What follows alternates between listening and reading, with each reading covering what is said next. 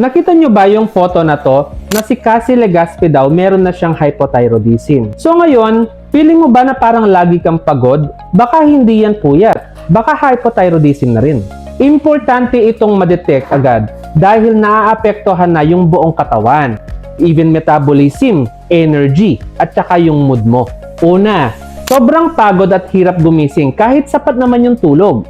Pangalawa, bigla ang pagdagdag ng timbang kahit na hindi ka naman kumakain ng marami.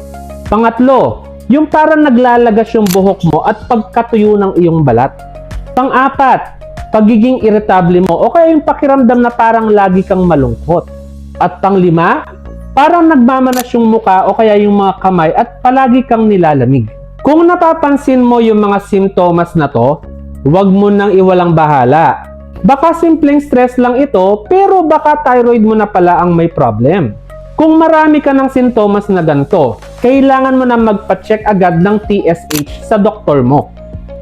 Tandaan mo, sa kalusugan, ang maagang aksyon ay daan sa mahabang solusyon.